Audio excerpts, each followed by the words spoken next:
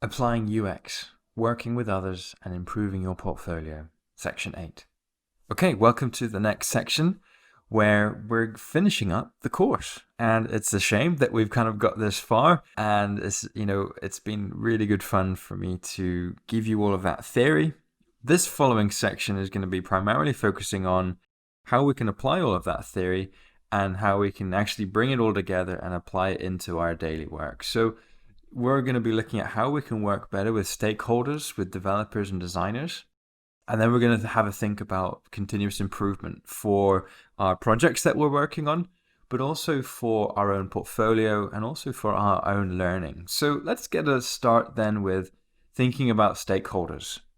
So when working with stakeholders, these are typically key people in your organization who need to have a say in the product, whether that's from a business perspective or a technical perspective, or even from your users.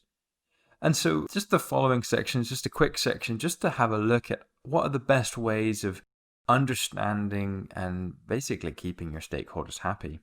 When any project happens, it's so important that you can actually have those critical conversations one-to-one with the key stakeholders. So for example, when I was working on a small project, we were redesigning a website for this large IT conglomerate, and basically we had to interview key people within the organization to try and understand the business, understand what are the goals, what do you want out of this, what does your department need. And then, I guess the purpose of running like a stakeholder interview is that conversation that allows you to get the scope and requirements that you need. I'd also recommend that you speak to and communicate with the stakeholders because it helps you get political buy-in. When trying to get support for a project, it's so important that you can make the most of these interviews or these sessions by making allies.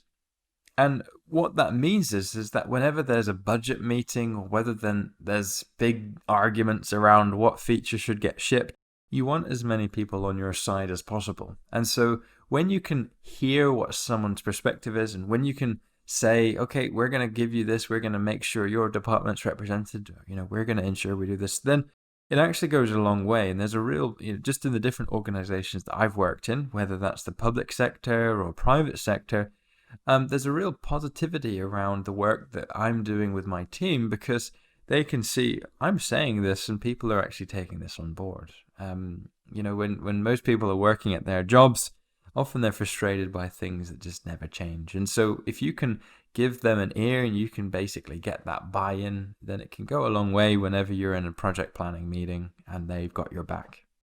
Thirdly, then, the benefit of doing various stakeholder interviews is so that you can get a better understanding of the whole picture, that you can understand the angles from their perspective, which is actually really critical. So I worked on a project for a mortgage platform for a bank, and so it was really important that we really tried to understand the project before going any further. And that was a really good way, a good use of time for stakeholder interviews.